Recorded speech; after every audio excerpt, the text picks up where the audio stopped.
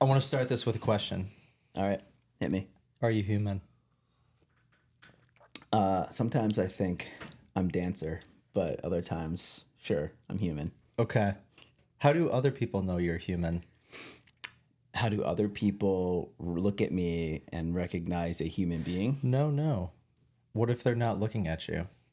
Okay, Colin, I feel like you have something you want to share, so I'm just gonna let you dive into this. If you are emailing someone, texting someone, calling someone, Oh, okay. how do they know it's you? And how do they know you are a you? All right. So, are you saying they know I exist?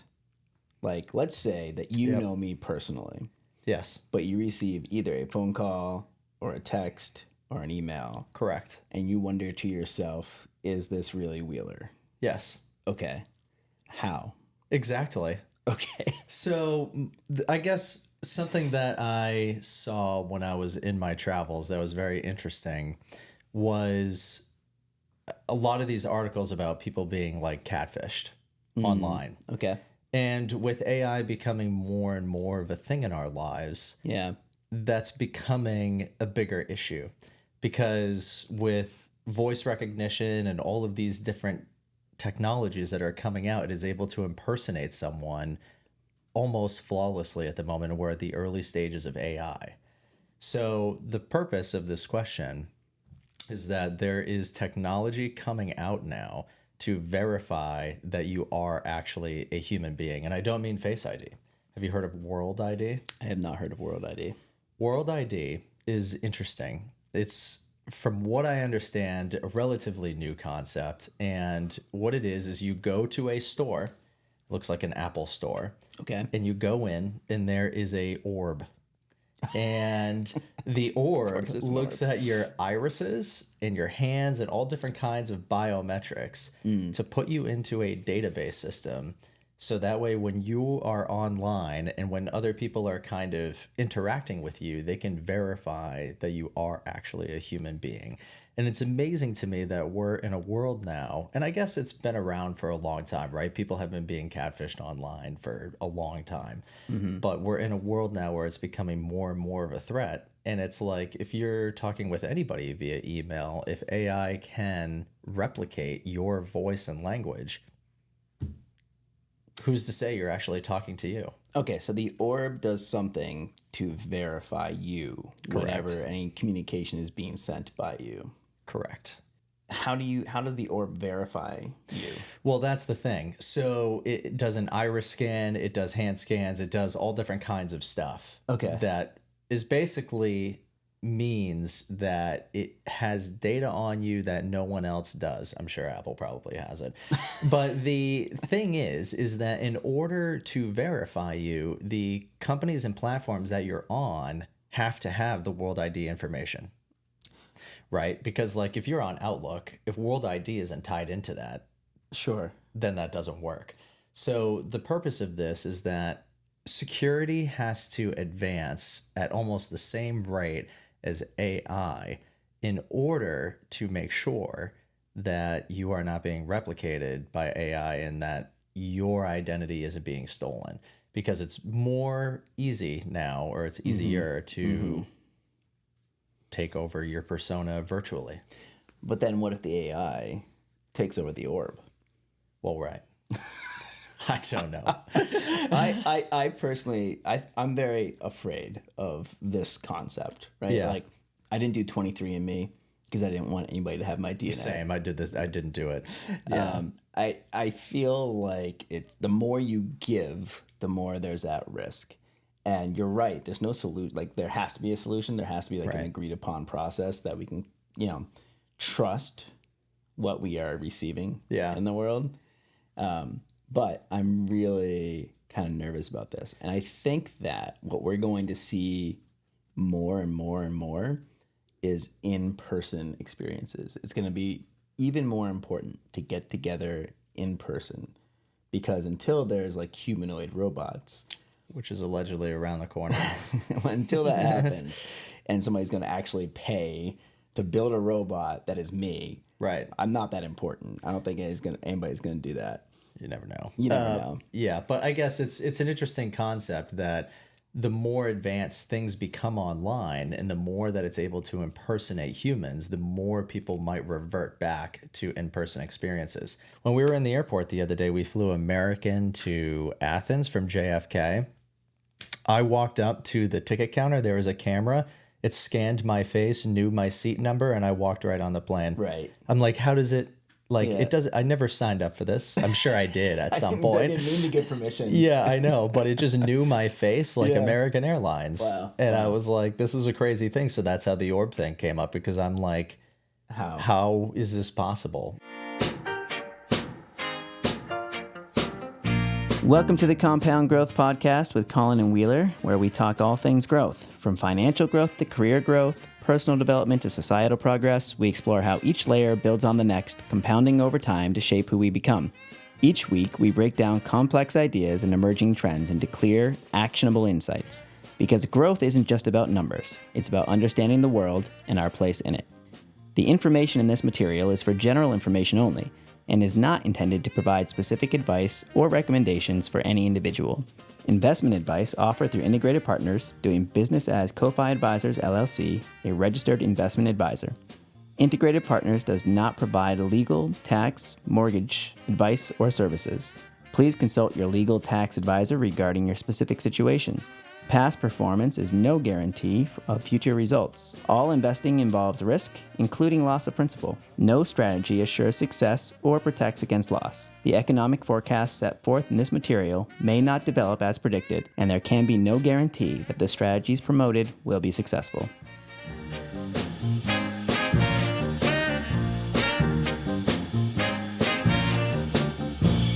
Welcome back to Compound Growth with Colin and Wheeler. Yes. Today, we are talking about retirement. Mm-hmm. That's my favorite phrase for this subject, because I think we have to retire our concept of retirement. Yep. Which is really somebody else's concept of retirement that's been forced upon us to a degree. Totally. All right. So you read something that you wanted to share. Well, why don't we start with looking at that article? Yeah. So I actually had an interesting deep dive, a rabbit hole, if you will, into the history of the retirement system. Mm-hmm. And you may already know this, but Social Security. Mm-hmm. The reason why that was started was because of the Great Depression. Mm-hmm. 1935, I think. 1935. Yep. Did you know that the first person to ever collect on Social Security, do you know this story? No. Ida Fuller. Oh, I've heard this name before. Okay. Okay. Do you know how much she paid into Social Security? Very little. $24. Okay. Do you know how much she got out of it? No. Okay. She got out from Social Security $24,888 in her lifetime by paying in $24. Okay. She was one of the first people to contribute, and she turned her benefit on basically within 2 years of the Social Security system coming out. Okay. But the purpose of this is that, did you know that 1 in 5 Americans are currently collecting Social Security at the moment? I did not know that. And when it was first created, the Social Security system, the average lifespan of someone was basically to 74, 75 years old. So if someone was collecting it, they were usually only collecting it for around 7-ish years. Yeah, so the starting age was 65. Yep. Right, when Social Security started. Do you know the country it originated in? The concept of Social Security? Yeah. I do not. Germany. Huh, interesting. Everything like about our industrialized civilization starts in Germany. That's interesting that it was started in Germany, Yeah. basically right before World War II. Well, no, Well, actually, I guess it was earlier than that. It was in the late 1800s. That's actually pretty fascinating. Yeah. 1889 was the first time there was an age-based social insurance program, and they started at age 70, right? Huh. But the average lifespan was 72. Yeah. Right. So it was not meant to give you like the type of retirement that we think of. And then 35, Right. Germany also revamped their system and lowered the age to 65 at the same time that we started. Right. Yeah. So, I mean, it's interesting now because now you have all of these people retiring and you have more and more strain on the system, and the average person's someone who's 65 years old usually lives to around 85 now is the life expectancy. So now you have 20 years versus historically speaking was around 7 years at the time. Yeah. So you have way more people taking the benefit. You now have Medicare tied in because before Medicare wasn't tied into Social Security. Then they added that benefit in the 80s. And now it's like a completely flawed system because the amount of strain on the system by people taking it 2 or 3 times longer than what was originally established. Yeah. It's like, it's unbelievable. Yeah. So that's kind of where we're at with it, which is an interesting framework because everybody relies on this system. Well, not everybody, but a huge portion of Americans rely on this system that was never intended to provide this much benefit. Yeah. Well, I think it's really important to understand why the system exists. Right. Yeah. Yeah. So what's your take on that? Why it came into being? The reason why it came into being, in my opinion, well, was it Roosevelt? Yeah. At the time? Yeah, so it was Roosevelt. So basically, in the Great Depression, I mean, when everything went bust and you had, I think it was the Bank of the United States or the U.S. Bank, rumors of that going bankrupt, and it did end up going to bankrupt because there was a fleet of the banking system at the time. Some of this may be a little bit flawed. It's been a long time since I've done economic history in college. Yeah. But basically, everybody's banks were going bust at the time of the Great Depression when everything was falling apart. And they needed some sort of social relief and some sort of assurance. So the New Relief Deal or New Deal at the time was basically designed to provide a lot of social programs to help people get out of the Great Depression. And that was supposed to essentially help people come out of the Great Depression. And a lot of studies have shown that it actually did work, but a lot of those things that they implemented at that time did fail, but Social Security stuck around. So it's interesting because this is the same thing that when I was researching the original, not the original, but the last big round of tariffs. Yes. That kind of replicated or mirrored what we were going through. Yeah. Right. That came out of the Great Depression as well. It was, we have to protect the farmers, right? And then like everybody, it's one of those great big bills that, starts as just like a piece of paper and then becomes huge. Like, one piece. And I think that when we look for a way to treat a symptom, right, which is just financial instability, then we're not really thinking about what's causing the symptom, right? And I think that if we look at what was happening at that time, right, the industrialization, right, everybody going from the farms to the factories, right, and then you have an aging workforce that past 1935, think like 1935, 1945, 1955, all the changes that we went through with the war in there, and then more women in the workforce, and then the men returning to that workforce and the disruption there, like it's been like such a journey, and Social Security was there to provide some sort of stability on the way out for, to your point, a limited time horizon. Right. A much more limited time horizon because it was early 70s that people were expected to live until. Yeah, I mean, now we're at a point, and actually going back to history a little bit, I mean, the reason why it was so important for the farmers was because of the Dust Bowl. So I think it was like 60 or 65% of farmers basically lost their farm at the exact same time the Great Depression was going on and all the banks were failing, which was kind of fascinating because you had this perfect storm of a massive amount of issues economically, while at the same time the agricultural system was on a huge constraint. So it's like an absolute crap storm of stuff. Yeah.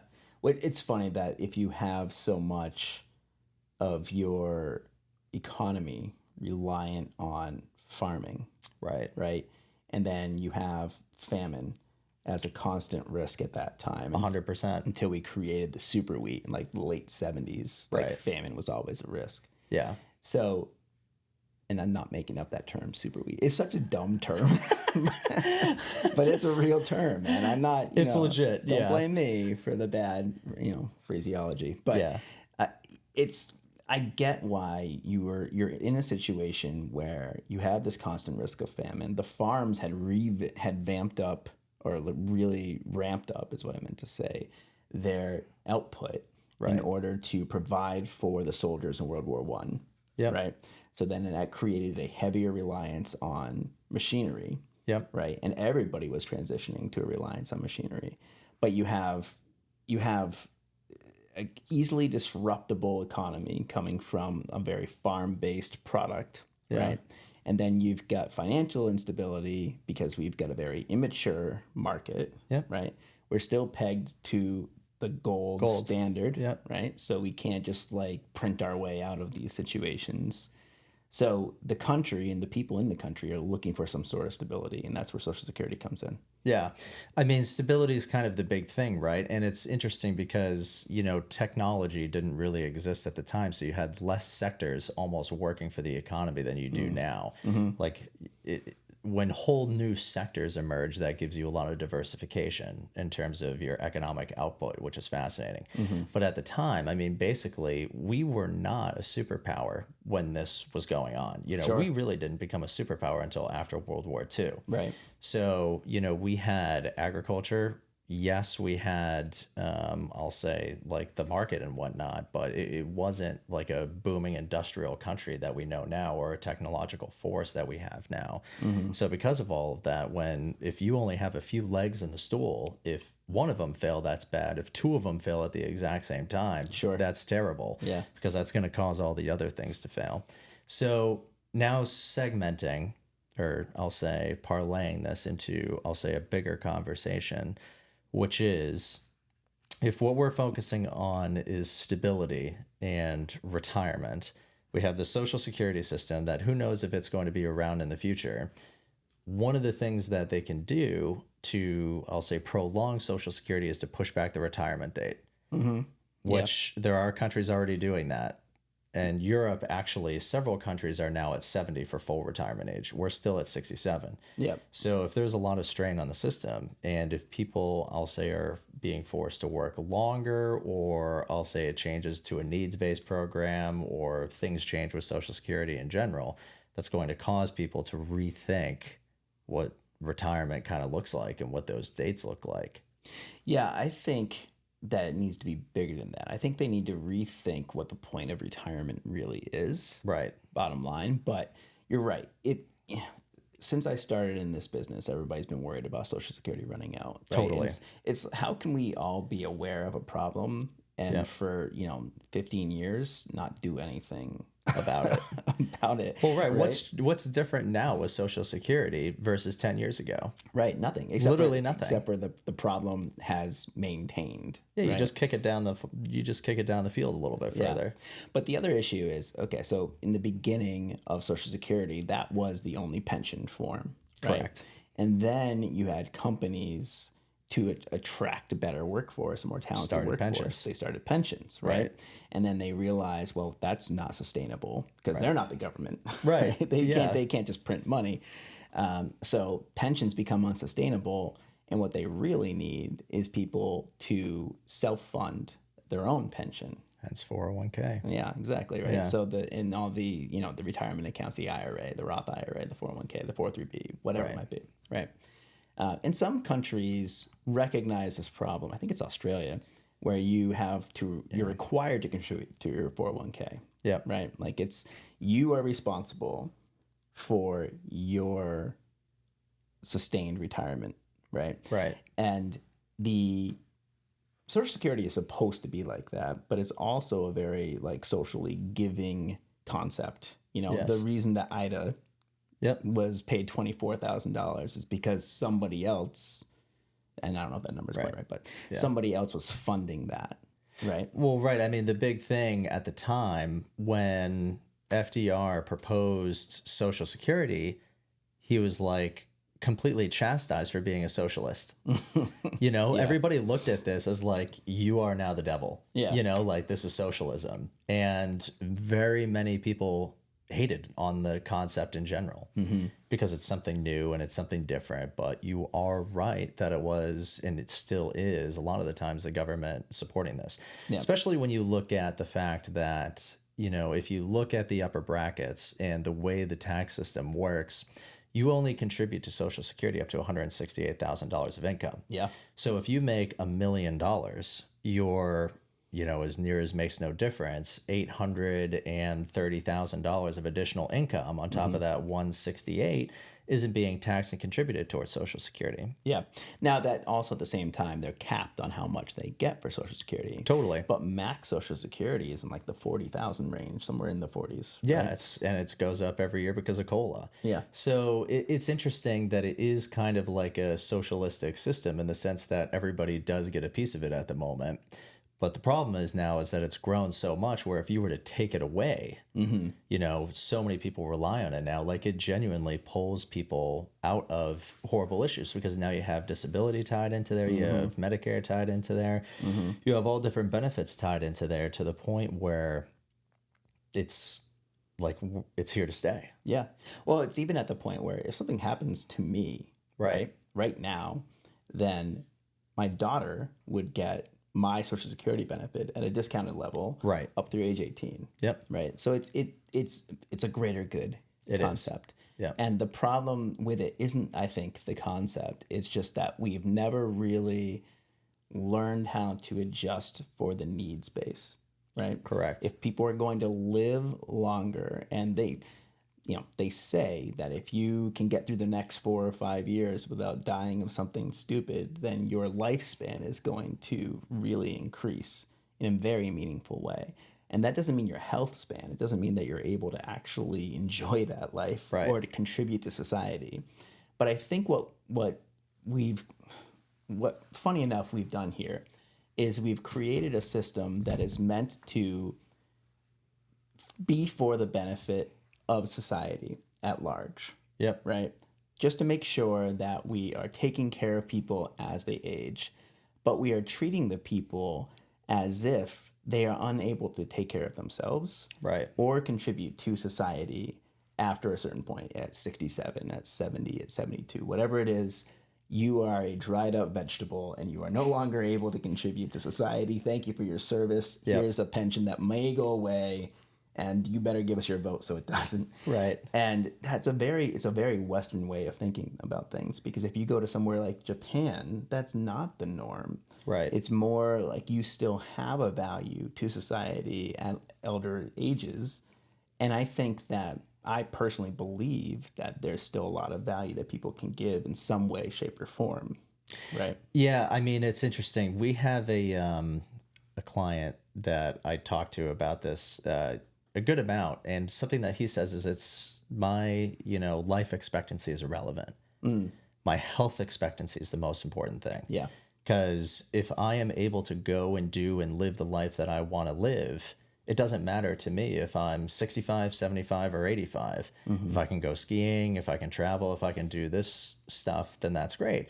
But if I have to work till I'm 72 and my health expectancy retired, so to speak, at 62, to the point where I have maybe back issues or health issues and I'm not able to go and enjoy my life and whatnot, then what was the point? And on top of that, what's interesting about Social Security is we're fortunate in the sense that we work in an office.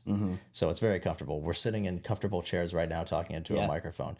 Someone who's in construction or someone who has a very labor intensive job physically probably can't do that job past a certain point. Like I was at dinner last night with someone who works for, I think it's called, I can't remember the name of the government agency, but he basically patrols and boards the fishing vessels in Alaska to check on their fish to make sure there's no sort of like issues going on or illegal fishing or ill reporting. Yeah. It's a very fascinating job, but they're in super tough seas. He's going between different boats. He's all over the place. It's a very intensive situation. The government requires him to be done at 57. Yeah. Because they see that he can't maybe physically do his job as well past a certain point, just statistically speaking. So when we think about the way that people are in these systems and whatnot, I agree that it comes down to your health. And I agree that, people maybe shouldn't necessarily be fully reliant on a system that shouldn't be here. But for some people who are more labor intensive, like you have to have some sort of assurance there. I agree that there should be assurance. I think about my brother, right? So he's a mechanic. He cannot continue to do this for another 20 years. Totally. Right? That's the career that he's in right now. I don't think it should be the last thing he ever does to make money. And I don't think Totally. it will be, honestly. Right. Yeah, I mean, well, something that's kind of interesting is Austria is, I think, the country that basically all young men are required to serve in the army. Israel's like that, I think, Yeah, too. when they're young to a certain point. Yeah. And then once they're done with being in the army up until, I don't know the age, let's just say 24 years old, then they can go and move on to a different job. Yeah. It's almost as if, like, something that's interesting about this, as you were talking, this just came to mind because they're getting the more labor intensive stuff out of the way while they're young, and then they can graduate onto different positions while they're later on. And I wonder if that would be an interesting structure, that people move into positions that are less labor intensive as they get older. Yeah. So my father-in-law, librarian, right? And that's a very perhaps dismissive way to say that, he was a library director. He really worked his way up in his career. He retired, but he wants to stay busy, and he also wants to travel freely. Yeah.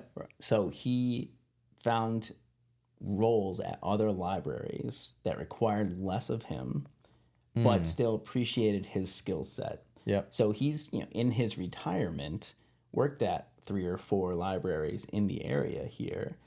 One of those libraries just essentially offered him an interim director job, right? Oh, cool. And that was another, he thought it would be 20 hours a week, but it was going to be like 40 hours a week. And he said, that's not what I can do. I can't do that job. Yeah. Right. Or I could, and it would just drain me. And it would get in the way of the travel schedule that I've worked hard to find. Right. Yeah. Isn't it still providing or contributing to society if he works 10 hours a week? Right. Supplement that with, a state pension, supplement that with Social Security, supplement that with his retirement savings. Right. But it's all working together to fund the lifestyle that he's worked hard to achieve. Yeah, I mean, I guess if you never, I'll say, retired, meaning that you found some way to contribute to society, even if it was for a few hours a week or something like that. And if you were able to continue to pull in some additional funds when you are retired by doing something that you enjoyed, or doing something that wasn't laborious, but, was available for you, then that would completely change the system. Yeah. Yeah. There's there are some places I like to go. There's a hotel in Stowe that has a guy that's, at least 72 years old, but he's I forget what the word is, but the guy you want to go and ask for, hey, where should I go to dinner? That type of stuff, right? Or, there are some breweries that I go to that have some older people there that are just pouring the drinks and just making sure everybody's having a good time. And they're contributing to people's experiences. And I don't think the government should require this, by the way. No, of course not. I feel like we as a society should expect this from people if they're able to contribute. Right.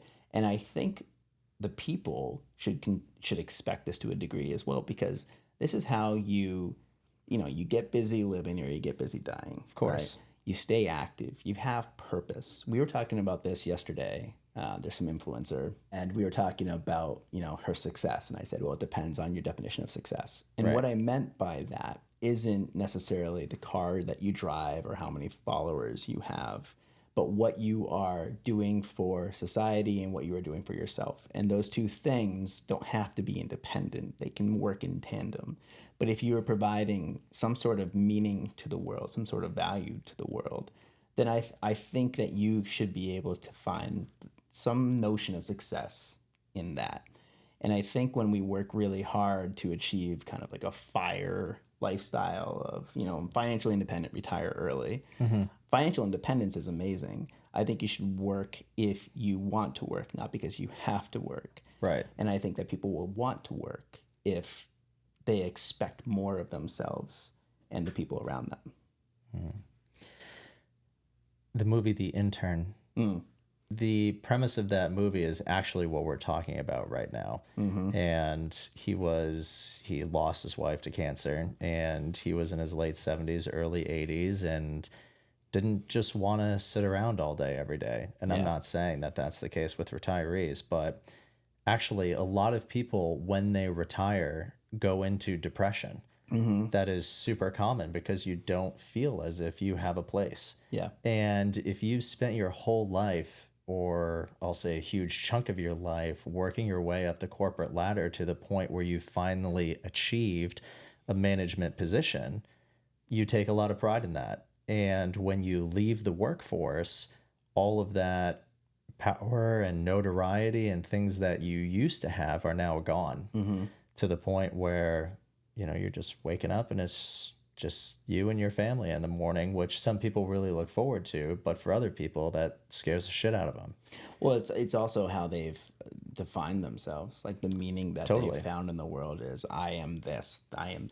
If you define yourself by the work that you do, and instead of making that work just a part of your overall self.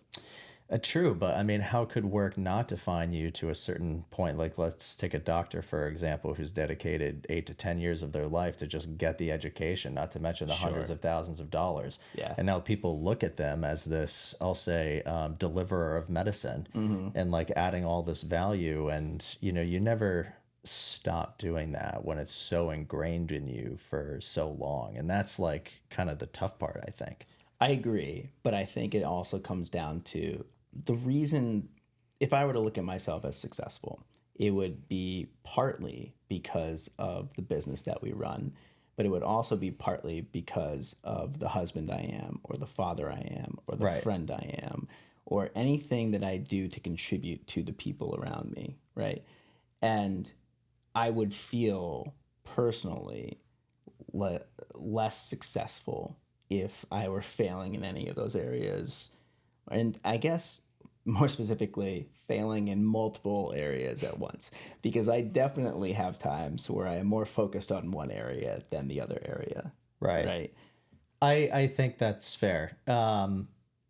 But to play the counter side of that, if I go back to, I'll say, the points in my life where I've failed at many things, often those failures often bring the biggest satisfaction to a certain extent. Yeah. Because if the business was to fail, what a journey it would have been and what learnings we would have had.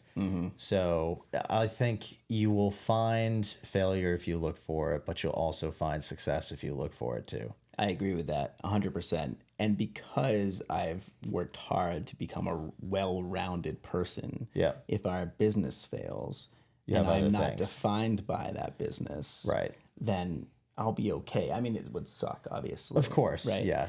And I think it's really tough when we aren't taught to think of ourselves differently. Right. We all have our own versions of success, which is really important. Totally. I don't get to say what success is for you, And or vice for versa. Tori, Right. or for anybody else. Yeah. Right.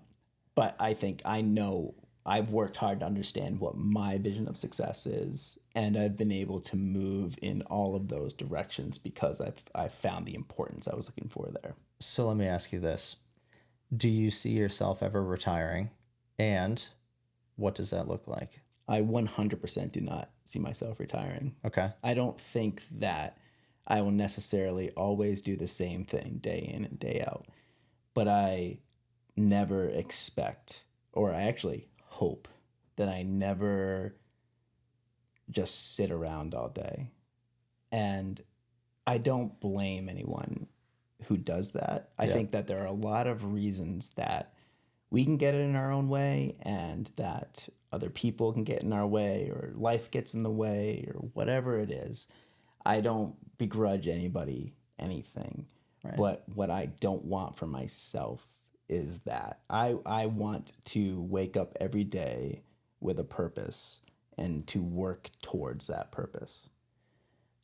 I heard a funny kind of quote the other day, and it was a guy who was kind of talking about when you know you've given up. And he was talking about how when he commutes into work, and he was going to a major city, I think it was London, there's a train that I guess is kind of passing him on the right that parallels the highway. Yeah.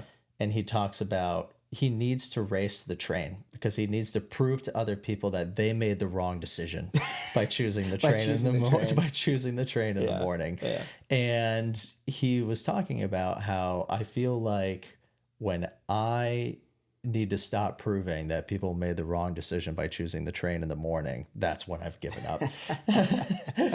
But I guess the point with that is, if you have a purpose and if you have something that motivates you, then that's enough. Yeah. From the sounds of it, to me, if I'm to interpret what you're saying.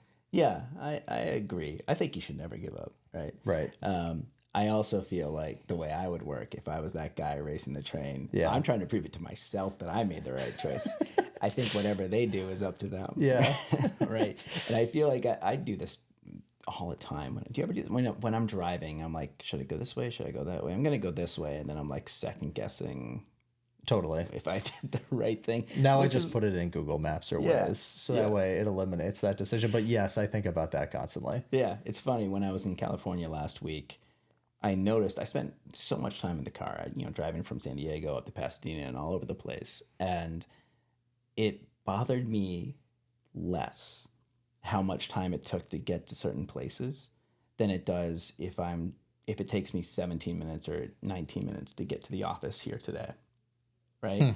It was almost because it didn't matter as much because I was giving in to the fact that I was going to be in the car. Right. Right. And I was still following GPS and trying to pick the right way to go. Right. But if I hit traffic, it was expected. Right. Yeah. And it just didn't bother me as much. And I was thinking about that, yesterday when it took me too long to get home in my mind. Kaylee has this system in her car where she flips on her blinker. If there's a car in her blind spot, it makes a beeping noise. Mm-hmm. Whenever we're on the phone together and she's in the car, she is a aggressive driver, I'll say, and that's probably putting it extremely lightly. And she feels as if she needs to get to where she needs to go as quickly as humanly possible. And I'm on the phone with her, and she's yelling at people. All you hear is beep, beep, beep, beep, beep, beep, beep, beep, beep, beep, beep, as her blinker is going off. She's trying to cut people off. And I'm just like, babe, why are you going fast? How is that a benefit to you? Yeah. And she's just like, well, I'll get home quicker, so I'll have more time on the Peloton. I'm like, you're going to have an extra 8 seconds. Because you made that because you cut off 18 people in the way and frustrated yourself. I'm like, why don't you just enjoy the journey? Yeah. Why don't you just chill? Yeah. Why don't you just put on a podcast? Why don't you just slow down? It's okay. Yeah. If you do 72 versus 82. Yeah. What's 10 miles an hour going to give you in a 6-mile commute? Yeah. It's a good point because yesterday I was thinking about next fall when I'm going to be driving my daughter to a different school. Right. Right. And I'm like, oh man, I'm going to be, it's going to take me 35 minutes to drive her there and then 20 minutes to get it's almost an hour in the car. Right. And then today I drove my daughter partway to her current school and then I walked her the rest of the way and then I walked back to my car and I look at the watch and that was 35 minutes. Right. But it's different somehow because I'm not in the car, or why I was thinking of it like it was such a big chunk of my time. Right. But really, it's the exact same amount of time. And in fact, more time actually spent with my daughter, and we're not walking, which I would much rather be outside walking, but at least we can have a conversation or listen to the music together, or whatever it might be. It's just reframing and finding that perspective. I think reframing's the key to this because something I heard is basically that I challenge you to find enjoyment in the things that you hate. Mm-hmm. So as a perfect example, let's take washing the dishes. Mm-hmm. Don't really enjoy washing the dishes. However, if you really think about it, it's kind of nice. I personally enjoy washing the dishes. Okay. It does not bother someone who doesn't enjoy washing the dishes, let's say folding laundry, whatever the task is. Yeah. It's like, okay, well, you're washing your hands. You've got, nice warm water. You can take pride in the fact that you're cleaning something. There's immediate gratification in it. It's kind of quiet around you. You've got one thing to focus on. You don't have screen time going on in the same way like folding clothes. I don't like doing laundry. But at the end of the day, when it's done, you can lay out your stuff perfectly. It's all organized. You don't have other distractions. You don't have to worry about email at the time. You can find enjoyment in things if you reframe it. And if I'm going to pull this back to the retirement conversation, Yep. Maybe there's certain things about your job that you can recognize that maybe you don't like, that you can either find enjoyment in to progress it a little bit further, or you can pull things out of that to say, well, I enjoy these aspects. Maybe I can align this with something that will be a little bit longer term. Mm-hmm. And I think reframing things to find enjoyment is, I'll say, the key to a happy life, in my opinion, because just like what we always talk about, like if you want to find misery, you will find it. Yeah. But if you search for joy in something that you're doing, you'll find that too. I totally agree with you. And that's why I never want to retire, right? Because, if it's just, if my time is spent working at my favorite brewery and just pouring people beers, You're going to end up... I'll be very happy with that. Yeah. Yeah. Right? And it's, it's a commitment. I think there's some value to commitment, right? Right. If you say you're going to do something, you do it. And, Yeah. we didn't talk about what you're thinking about this. I pivoted out. Yeah. How do you feel about Colin at age 72? I have a very traditional way of thinking, probably to my own detriment, about retirement, and I'm not sure it's correct. I've always thought that I would retire early and either find something else to do, whether it's teaching or whether it's another business or whatever it might be. I don't really know, but I can't see myself sitting still, and I've seen too many clients retire and be unsatisfied to think that that's what I want to do. Mm-hmm. I also don't really like golf. I am pretty good at good it. at golf, I'm yeah. good at it. I used to play competitively golf and all that stuff and whatever, but like it's just frustrating to me now, and I don't find it to be like a mentally enjoyable thing. Yeah. In the same way, like skiing is fun, but do I love it? No. I'll say my hobbies are often work. Mm-hmm.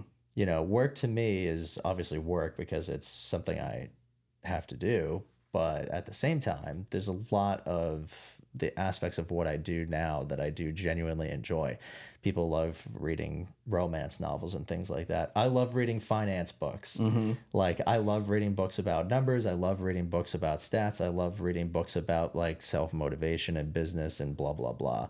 So to me, if I'm to go back to when I was a little boy, like this is kind of what I've always wanted to do, and it's what I see as a hobby. So if we were to sell the business tomorrow, or if it was to go under, whatever happens with it, I think I would probably just find something else to do and start at the time. Yeah. So me in my 70s, I can see spending time with family perhaps, but I also always see something going on in my life that I'm entertained by mentally, because when I'm least happy is when I have the least amount going on. Yeah. A non-busy mind is an unhappy mind. Yeah. In my opinion. I think it's easy for us in our 30s and 40s to say, well, we'll do this forever. Right. Yeah. And you have to recognize like our frame of mind and, fast forward 40 or 30 years into the future and think about what we're going to feel able to do. Right. Yeah. But your mind is still there. Right? Hopefully. Yeah. Hopefully. Right. Yeah. As long as it's there. As long as you can find things to think differently about or think creatively about, I think there's a lot to be said for just sitting and thinking, right? That's the old Berkshire Hathaway thing. It is. And I'm quite forward thinking personally, like in terms of my outlook on things. There's a quote that's basically, you identify with your future self as much as you identify with a stranger. Yeah. So you 4 years from now, hardly anyone ever thinks about. Mm-hmm. That's why so few people are good at retirement planning. That's why so few people understand compounding interest. But I don't relate to that because I tend to not think about the now. Everything I do is like I'm always looking 10 years down the line, which is positive and negative. I would much rather not buy something today than, if I can put the money away and get a better version of it in a few years from now.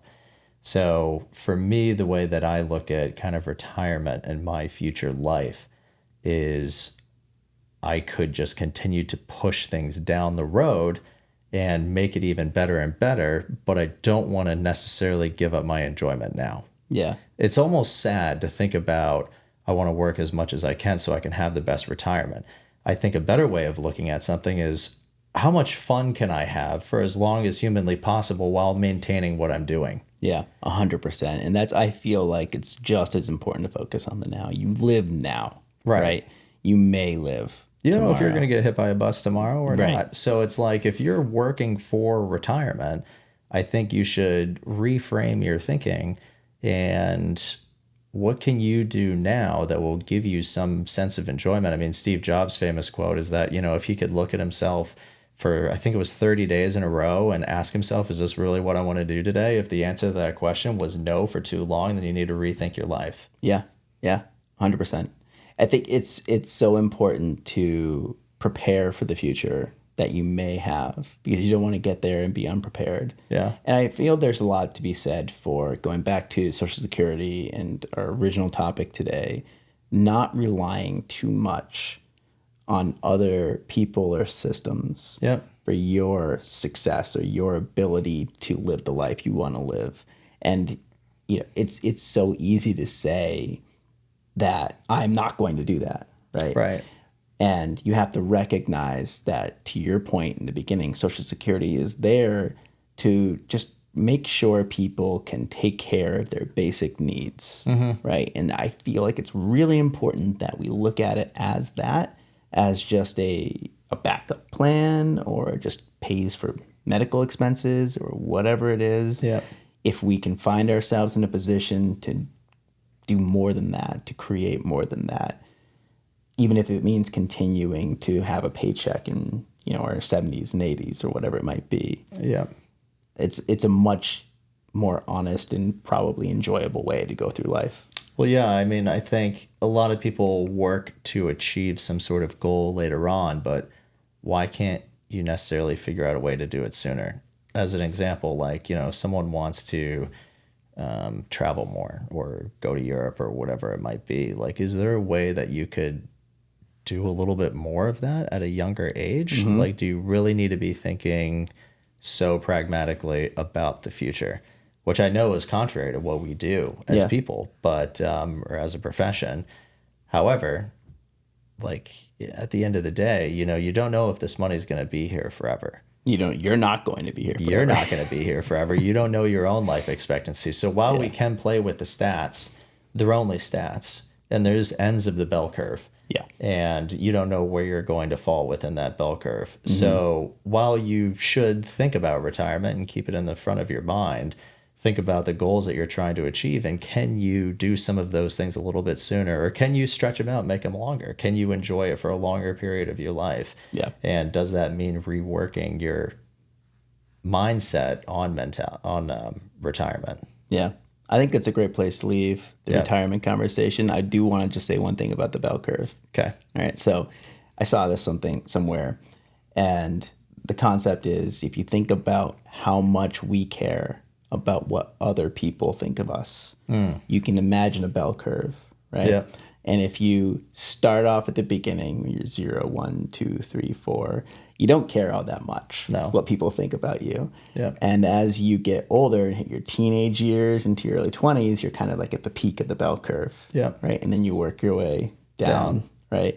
And you get to, hopefully, your 70s perhaps. Right. And you don't worry about so much what people think about you, because you're very comfortable in who you are, ideally. Yeah. Right. So my daughter, being 11, is working her way up the bell curve. Yes. And I said, I'm going to draw this out for her. And I'm going to say, here's where you are right now. Here's where you're going to be in the future, right? What's the quickest way to get from here to here? And she drew the straight line. And I'm like, that's amazing. You got it. You get my point. Yeah. This is great. And she's like, so? I'm like, well, you could just fast forward and skip all this stuff. She's like, this is dumb. Stupid dad. She didn't say it, but she actually did what I wanted her to do. And I'm like, man, this is so meaningful and impactful. Yeah. And she's like, whatever, Dad, why'd you make me do this? I'm trying to eat my cereal. Yeah. And it just reminds me that, parenting is so hard because you're trying to like teach these lessons and you have no idea if they're going to land or not. No, of course. Right? Yeah. And you can't fast forward. Right. No, you can't. And those lessons are extremely important. Yeah. I mean, you have to go through that bell curve because if you can't just necessarily get to the other side without experiencing the middle because you're going to miss out on a ton of life lessons. Totally. Yeah. Along she the way. has to find herself and go along that journey, and she can't fast forward. So actually, I think she's the one with the wisdom because even though I was trying to make a point, my point was easily just like achieved and done with and out the door. Kaylee was talking the other day. She has a bunch of elderly clients that she sees in urology, and usually elderly men. And she was telling me the other day that she had this gentleman in who was in maybe his mid 80s or something like that, an older guy, and he was very complimentary of her and was basically like, are you married? And she was like, yes, I'm married, Joe, or whatever the guy's name is. And he goes, I figured you were married. You're a very pretty, smart girl. And someone like you should definitely be married and produce kids. So that way, we have better people in the world. And she was just like, oh, that's so sweet. Like, thank you so much. The fact that he was 80s and said that made it okay. Right. Because he didn't care. Yeah. Like, he's fully fine with what people think about him. He couldn't care less, what people think. Yeah. But if, someone my age said that, and it could be viewed very differently. Oh, it would be. It would be viewed very differently. So I wonder when the bell curve kind of gets to that point where that becomes acceptable. Well, but it is true that you need to go through that to develop the confidence to be able to say stuff like that in your 80s and make it totally acceptable and okay to the point where Kaylee was like, that was the nicest thing that someone said to me today and it made my day. No, it's true. And it's funny because is that actually, I feel like sometimes we get to a certain age and we say things that maybe just shouldn't be said too, right? Yeah. But right now, where we are today, I think it's important to, overall, you want to be considerate of other people, right? Yeah. You want to make sure that you're aware of your impact on them. But you don't want them to define how you think of yourself. No, of course not. I mean, the only person that really matters when it comes to how you feel is yourself. Yeah. And that's a lesson that I don't know how long it takes to learn, but I'm still learning it. Retirement is one of my favorite topics, but also one that is easily misunderstood. What we're saying isn't that you haven't earned a rest or the right to slow down and enjoy life. Ideally, you're taking time to rest and enjoy life all along. Really, this is about removing the term retirement and replacing it with financial independence. Work if you want to, not because you have to. There are many ways to fill your life with meaning. It could be helping family, volunteering, working part-time. The point is to stay just the right amount of busy. Purpose keeps you going. It keeps you young. It keeps you living. We want our clients, our friends and family, our community to feel deeply fulfilled. Achieving financial independence allows you to do this on your terms. It's a privilege you earn. That's what we are planning and striving for. That's what we want to help you do. This is why we're here, talking you through, helping you clarify your thinking, understand what's happening, why it's happening, and what, if anything, we should do about it. As always, you can follow us on LinkedIn, YouTube, on Insta and TikTok, Compound Growth Pod, or wherever you're listening to this right now. We'll be back next week. Thanks again for listening.